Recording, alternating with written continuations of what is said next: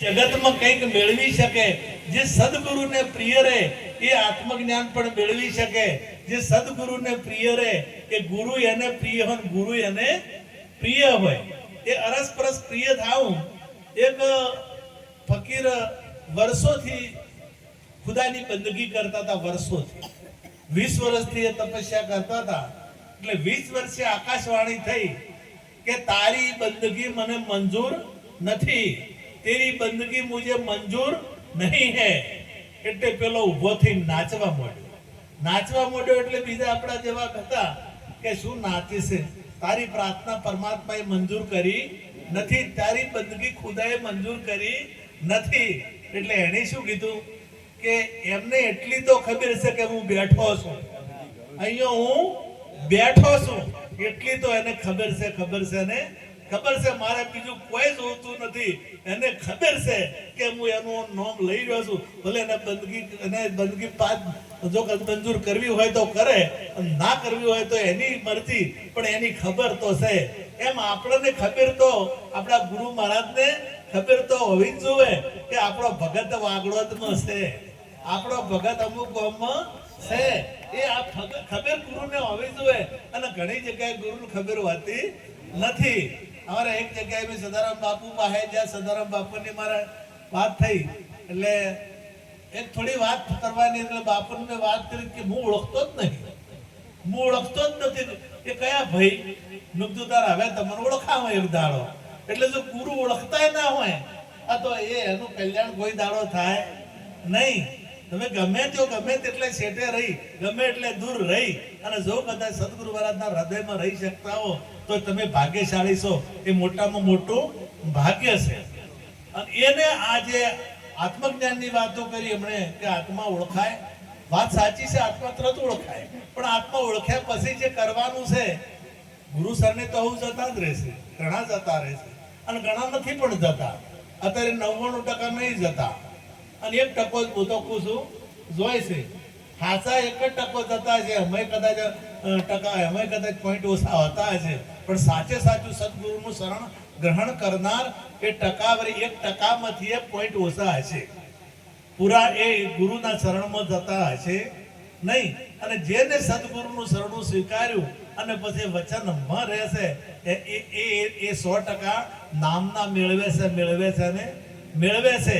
અને એ જોઈ જાય, એ ગમે તે જગ્યાએ જાય. આ તો અહીંયા એની અસર થયા વગર રહેતી નથી. તમે ગુલાબનું ફૂલ લઈ અને ગમે ત્યાં જો કુંડ હોય ત્યાં જઈ જો તો ગુલાબની સુગંધ આવે. તમે દારૂના પીઠે જો તો ગુલાબની સુગંધ પાસે ગુલાબનું ફૂલ હોય તો આવે. તમે ગરીબ જગ્યાએ ગુલાબનું ફૂલ લઈ જો તો એની સુગંધ આયા વગર રહે નહીં. તમારે એમ આપણે જે પેલી ભમરબંધની મસોરો હોય ને, જો કદાચ એમાં ફૂલ હોય તમે ગમે ત્યાં જો તો એ ફરતી આયા વગર ના આવે, કારણ કે ફૂલની એની સુગંધની અને ખબર પડે છે. એમ જે ગુરુના નિષ્ઠાવાન અને જે નિષ્ઠા રાખી અને જેને ભજન કર્યું છે ને જે ગુરુને પ્રિય છે, એ ગમે તે જગ્યાએ જાય તો એની સુવાસ ચારો કોર એને કોઈ ઓળખતું ના હોય તો એના પાસે બેહે તો આનંદ આવે, અને એની અસર એને થયા વગર રહે નહીં. હોમે ભલે નથી ઓળખતો તો એનો ચેપ એના અડ્યા વગર ના રહે, એનો ચેપ અડે જ. પણ જે ભક્તિ, જેનામાં ભક્તિ ઉતરી છે, જે ભક્તિમાં છે, જેને સમર્પિત ભાવ થયો છે અને એનું જીવન એ ભક્તિમય થઈ ગયું છે, એવાની આ અસર બીજાને થાય છે, ન કે થાતી. તમે અમે કહો કુટુંબ જો આખું કુટુંબ ભક્તિવાન હોય, તમે રામનું કુટુંબ આખું કુટુંબ પૂજાય, શંકરનું કુટુંબ આખું પૂજાય. એ બધા અરસપરસ એક વિરોધી ભેળા કર્યા છે તો એ લડાતા. શંકરના બધા વિરોધી કે શંકરના તમે કુટુંબમાં જુઓ તો જે કાર્તિકેયનું વાહન જુઓ, તમે ગણપતિનું વાહન જુઓ, તમે આ બધા જોઈ, અને શંકરના ગળામાં હાપ જુઓ. પેલો જે ઉંદર હોય તો હાપ આવે તો ઉંદર ઉભો રહે, તો એ બધા હંપી જ રહેશે કે નહીં. આ એક ઉંદર જુઓ, હાપ જુઓ. કાર્તિકેયનું વાહન મોર જુઓ તો મોરે હાપને પકડે. મોર છે ને, મોર એ હાપનો વિરોધી હોય. મોર તો એ હાપને નહીં બતાવે. હવે આ હાપ છે ને એ ઉંદરડો ભાળતા પહેલા ગળી જાય તો એ ઉંદરને બતાવતો નથી. ઉંદર, હાપ, મોર આ બધા હંપીને રહેશે. તમે વિચાર કરો કે અરસપરસ વિરોધી હોવા છતાં બધા એક થઈ જશે. એમ આપણામાં આ જે તમામે તમામ આપણાના જે દુર્ગુણો છે, આપણા જે દુર્ગુણો છે એ દુર્ગુણોની વાત કરી છે. એ જે દુર્ગુણ કામ, ક્રોધ, લોભ, મોહ, મદ, મચ્છર, રૂપ, રસ, ગંધ, શબ્દ, સ્પર્શ, આ વિષયો એ બધા એક એક એક તરફી હોવા જોઈએ, એ વિરોધાભાસી હોવા જોઈએ. જો ક્રોધ હોય આપણને તો ક્રોધ કેના પ્રત્યે હોવો જોઈએ? એને કાઢી નાખવાની જરૂર નથી. ક્રોધને તમારે નાબૂદ, હું એમ નથી કહેતો કે તમે એને હાવ કે કાઢી નાખો, પણ તમારે ક્રોધ હોવો જોઈએ તો આપણા અવળા કર્મ ઉપર હોવો જોઈએ, આપણા જે દૂષણો ઉપર હોવો જોઈએ. એ ક્રોધની જરૂર છે. આ તમામે તમામ ક્રોધ કામે હોવો જરૂરી છે. મૂકું કામને તમારે હાવ કે દેશ નાબૂદ કરવાની જરૂર નથી. પણ આપણને બધા જગતને કયો કામ છે? જગતને કઈ કામનાઓનો, જે કામનાઓનો સમૂહ, એનું નામ કામ. અનંત પ્રકારની કામના, કોઈને મોટા થવાની કામના, કોઈને પદ મેળવવાની કામના, કોઈને ધન મેળવવાની કામના, કોઈને લોકેશના, ઉત્તરેષણા ને વિતેષણા, આ ત્રણે ત્રણ ઈચ્છાઓ છે એ કામનાઓ જ છે. આ બધા પ્રકારની જગતમાં અત્યારે પરમાત્મા મેળવવાની કામના કેટલા જણાને છે? પરમાત્માની પ્રાપ્તિ કરવાની કામના કેટલા જણાને છે? આત્માની ઓળખાણ કરવાની કામના કેટલા જણાને છે? આ કામના જેનામાં હોય એ કામ જરૂરી છે. આ કામના પેલો કામના નુકસાન કરતા છે. એટલે કે કામનાઓને જો કદાચ એ પાહું ફરી જાય, કામ, ક્રોધ, લોભ પણ આપણા જીવનમાં જરૂરી છે. લોભ, જે તમારા છોકરા મોદો હોય અને જો દવાખાને ના લઈ જાઓ તો એને લોભ કહેવાય દેશી ભાષામાં. ઘણી જગ્યાએ એવો લોભ હોય છે કે સારું ખાવા ના જે, સારું પહેરવા ના જે, પૈસાના ઢગલા હોય ને તો સારું ને બધું, અને દીકરી કે પુત્ર કે પત્ની કદાચ હારી હાડી માગે ને એટલી લવરાય દિશે મૂકી ના લવરાય.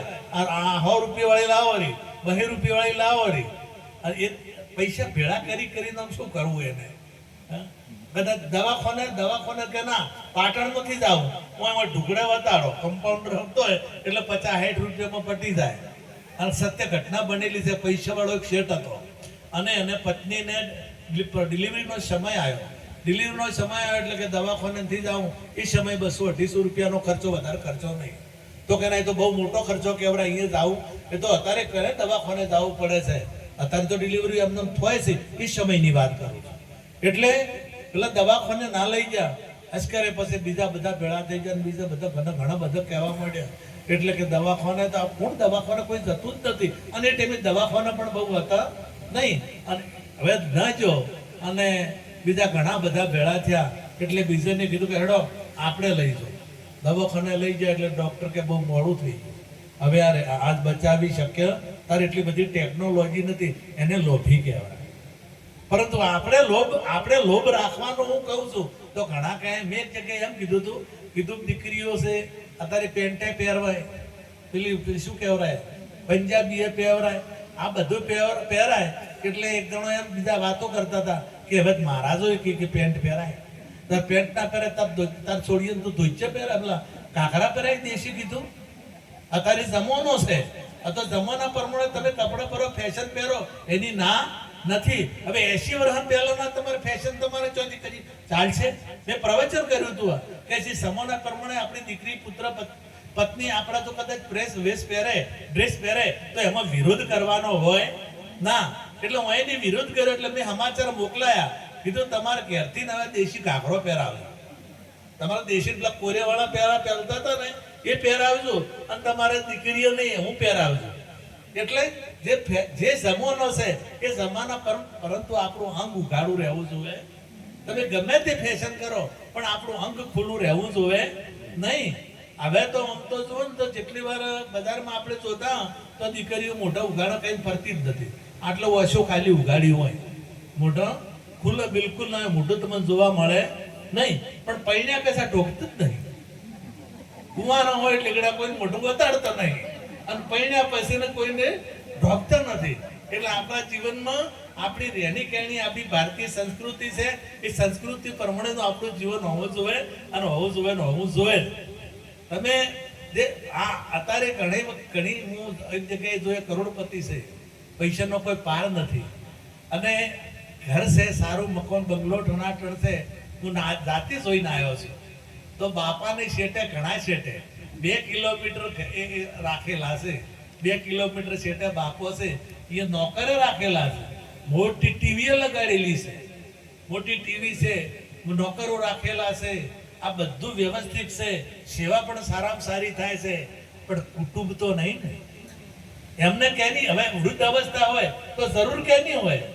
પૌત્રની જરૂર હોય, પૌત્રીની જરૂર હોય. આપણા દીકરા દીકરીઓ જો આપણે પૌત્ર પૌત્રી ઉપર વાલ હોય તો ગંડો જે માવીતર છે, વૃદ્ધ છે, એને તો પરિવાર ભેળું રહેવાની ભાવના હોય, અને આ શેઠે મૂકી દીધા છે. અને એના કરતા વધારે જેને વૃદ્ધાશ્રમમાં મૂકી દીધા છે, આ ભણેલા છે એને જ મૂકે.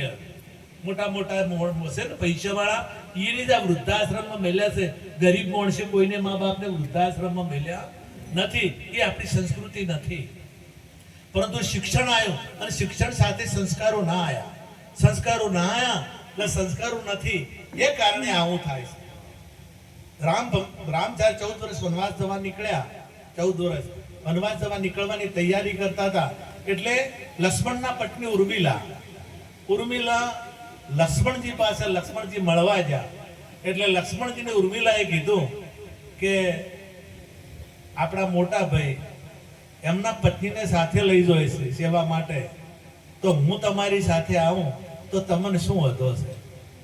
મને પણ સાથે લઈ જાઓ. એટલે લક્ષ્મણજીએ કીધું કે હું જે હેતુથી જાઉં છું, મારો જે હેતુ છે એ હેતુથી હું જાઉં છું, અને જો એ તમને સાથે લઈ જાઉં તો મારો હેતુ સફળ થાય નહીં.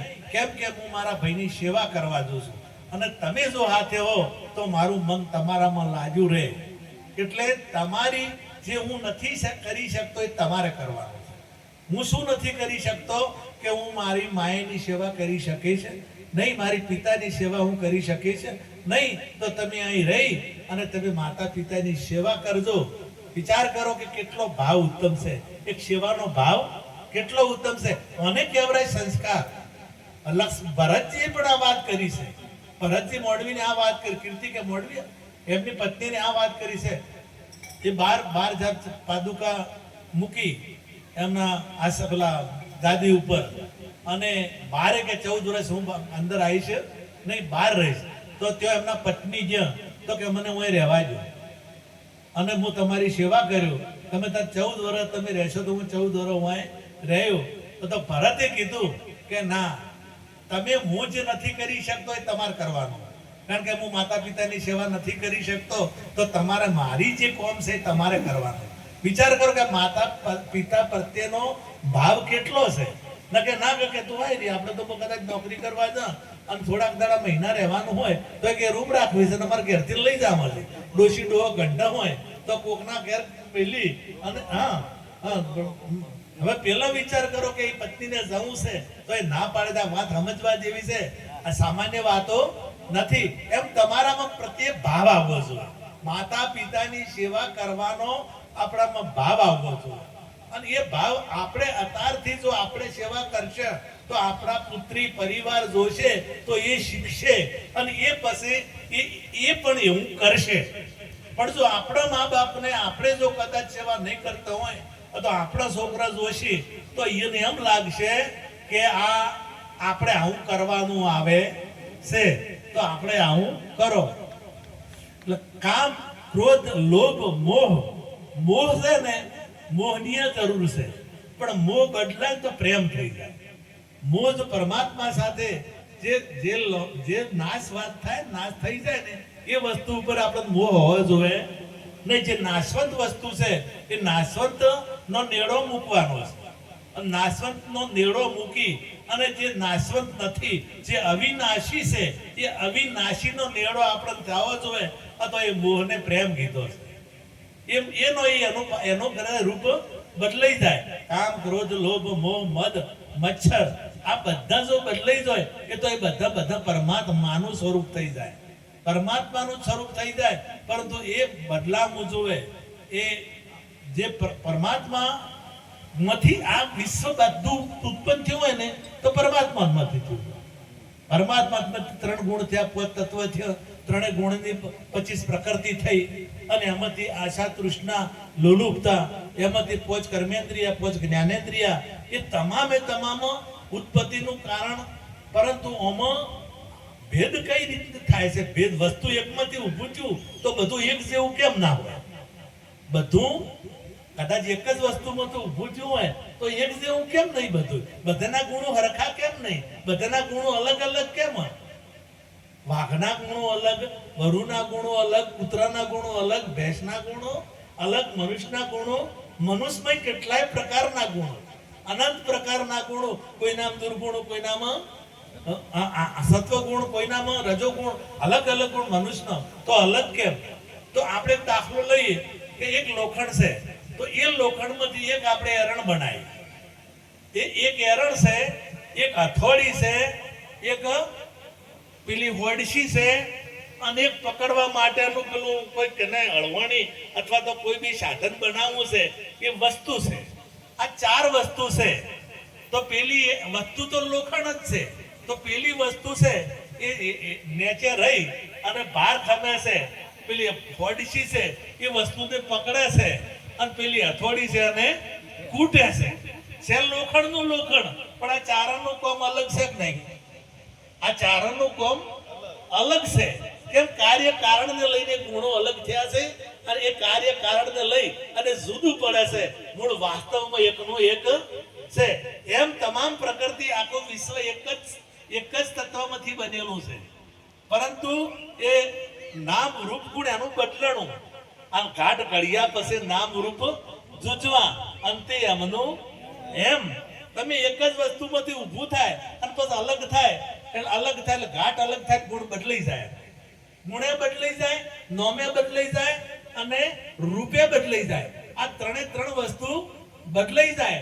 દૂધનું દૂધ છે, પણ દૂધ છે તો દૂધના ગુણો તમે જુઓ અને એને મેળવો તો તરત એનો ગુણ બદલાઈ ગયો. વસ્તુ એની એ છે કે બીજી વસ્તુ એની એ હોવા છતાં એનો ગુણ બદલાઈ ગયો. દૂધમાંથી ચા બનાવરાય, દૂધમાંથી માવો બનાવરાય, પણ દહીંમાંથી ચા બનાવરાય?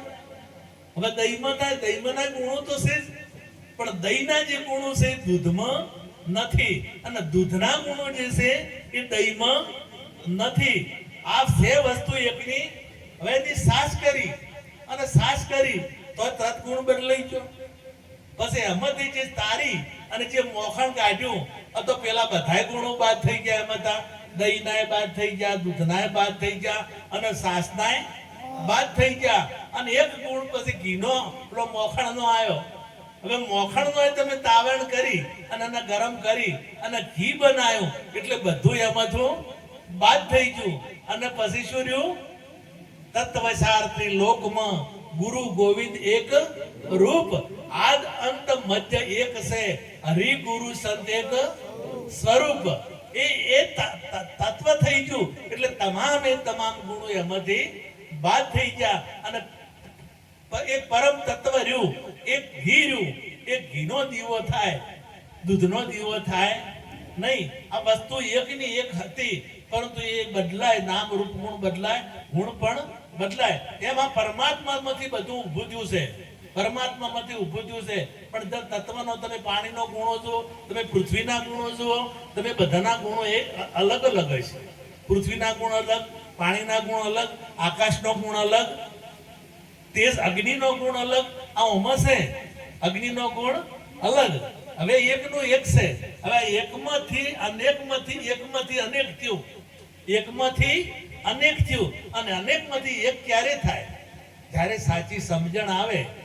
આ જે છે એ એમ રહેવામાં એમાં કોઈ આખા પાછું થવાનું નથી. આ જે છે ને યુગોથી આ સંસારનું ચક્ર ચાલતું આવે છે. યુગોથી આનું આ જે આ શરીર બન્યું છે એનું વિસર્જન થવાનું.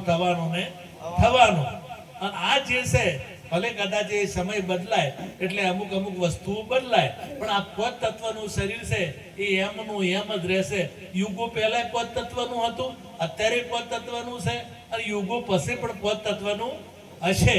યુગો પહેલા ઓખેથી જોતા હતા અને અત્યારે ઓખેથી જોઈએ છે અને યુગો પછી ઓખેથી જ જોઈશું.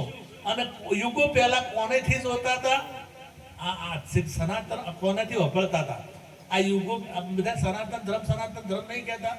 તો સનાતન ધર્મ બે રીતે, એક તો સનાતન આત્માને કીધો છે એ કોઈ આખા, અને ઘણા એમ ગણતા હોય કે આ સનાતન એટલે મંદિર બનાવવા, મંદિરો બનાવી અને પછી સંન્યાસ ગ્રહણ કરવો, આ બધું કરવું એ કે અમે સનાતની ના. સનાતનનો સત્ય સાચો સનાતન તો ગીતામાં ભગવાને કીધું કે જે આ મારો જીવ છે એ સનાતન છે, આત્મા છે ને એ સનાતન છે.